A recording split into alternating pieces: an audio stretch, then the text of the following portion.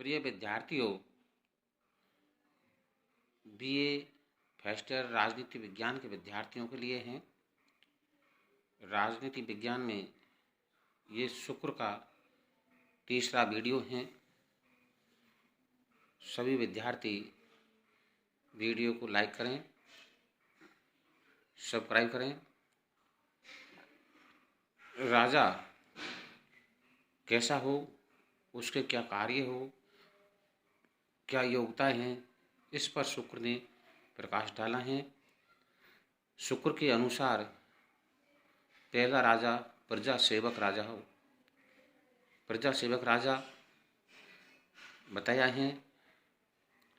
राजाओं के प्रकार शुक्र ने व्यवहारिक और यथार्थवादी दृष्टिकोण अपनाते हुए 3 प्रकार के राजाओं की कल्पना की है। पहला राजा है देवांश राजा। स्वभाव से साहित्यिक होता है और अपने मंत्रियों को अपने कर्तव्यों को पूरा करता है और संयमी होता है। दूसरा राक्षांश राजा। राक्षांश राजा तामसी स्वभाव का होता है। वह अनीति अधर्म युक्त आचरण करता है। तीसरा राजा मानवांश राजा होता है। राजस स्वभाव का होता है और वह विषाक्त, लोभी, कलह प्रिय तथा कपटी होता है। इस प्रकार शुक्र ने गुणों अवगुणों के आधार पर राजाओं का वर्णन किया है, जैसा कि श्रेष्ठ राजा, हीन राजा और साधारण राजा। युग निर्माता राजा। दूसरा युग निर्माता राजा के बारे में चर्चा की है। राजा के कर्तव्य। शुक्र ने राजा के 8 कर्तव्य बताए हैं। जो युग निर्माता राजा होता है उसके 8 कर्तव्य बताए हैं।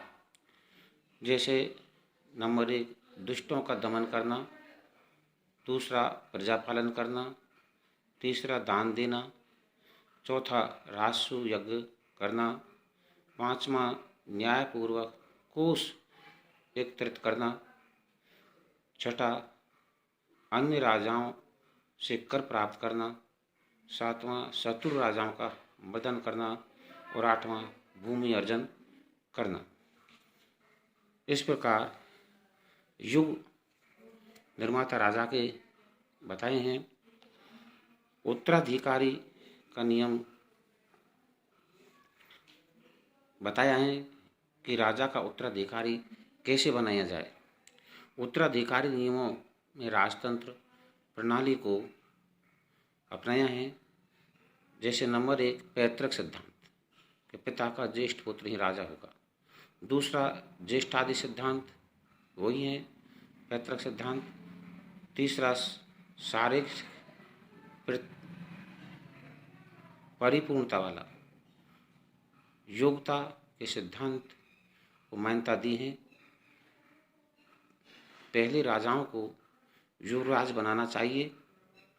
राजा के नहीं रहने पर ही युवराज को राजा बनाना चाहिए।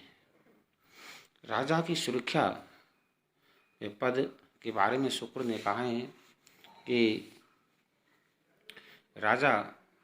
शुक्र ने राजा की सुरक्षा पर विचार किया है और ऐसे दुष्ट राजकुमारों का वध का निर्देश दिया है जो स्वयं राजा की सुरक्षा के लिए खतरा हो, किंतु उन्होंने ऐसे राजाओं को भी पदमुक्त किए जाने का निर्देश दिया है जो दुष्ट हो।